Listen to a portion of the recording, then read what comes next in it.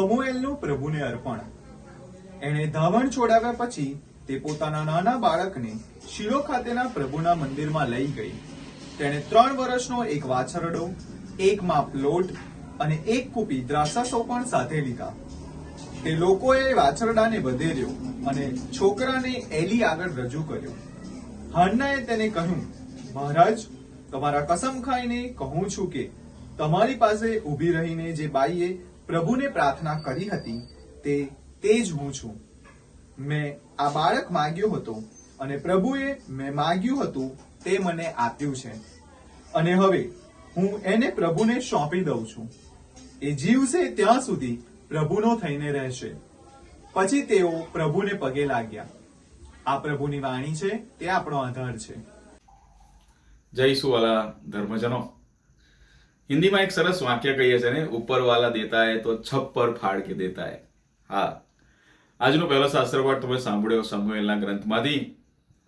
એક એવી સ્ત્રીની વાત છે જેને કોઈ સંતાન નથી, અને આજના સમયમાં પણ ભૂલી જાઓ એ સમયની વાત, જ્યારે કદાચ સંતાન ના હોય તો જાણે કે એ સ્ત્રીના અસ્તિત્વ પર મોટો પ્રશ્ન પૂછવામાં આવે છે.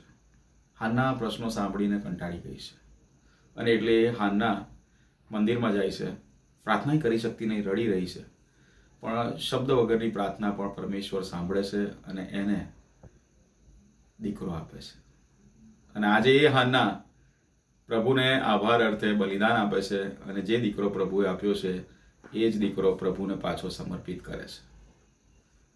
આપણા કેથલિક સમાજમાં ખાસ કરીને અત્યારે જો એક મોટી સમસ્યા જો કહું તો, અથવા થોડા સમય પછી કદાચ આવશે એક સમસ્યા જે હું અત્યારે એક ગોવાળ તરીકે જોઈ રહ્યો છું, એ છે તેડાની સમસ્યા. હાન્ના પોતાના એકના એક દીકરાને પ્રભુને સમર્પિત કરે છે.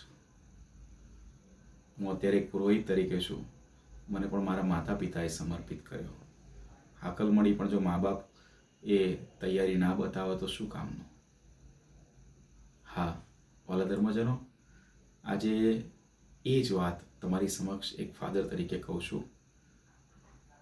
ફસલ ખરેખર મબલક છે, પણ કામ કરનારા ઓછા છે. પણ કામ કરનારા ઓછા છે, સાથે પોતાનો જીવ આપનારા ઓછા છે. આજે આપણે નાતાલનો પર્વની નજીક છીએ. મા મરિયમ પણ આજના શુભ સંદેશમાં પ્રભુનો આભાર માને છે કે એણે પોતાનું જીવન આપી દીધું, અને એટલે આજનો સ્તોત્ર કહે છે કે મારું હૃદય પ્રભુનો આભાર માને છે, એણે આપ્યું છે. તો શું તમે અને હું એ કામ ના કરી શકીએ? શું એક માતા પિતા તરીકે આજે સમુએલની જેમ આજે કેટલી હાન્નાની જરૂર છે, જે પોતાના દીકરાને સમર્પિત કરવાની જરૂર છે. કારકિર્દીઓ માટે આપણે તૈયારી કરીએ છીએ, પણ જીવન પસંદગી માટે આપણે એમને એવું વાતાવરણ આપીએ છીએ. હવાલા ધર્મજનો, આ વાક્ય ઉપરના પ્રશ્નો ઉપર મનન ચિંતન કરીએ. ગુજરાતની ધર્મસભાને, ભારતની ધર્મસભાને, વૈશ્વિક ધર્મસભાને તમારા દીકરા દીકરીઓની જરૂર છે. તૈયાર થઈએ, આગળ આવીએ. ઈસુની જય.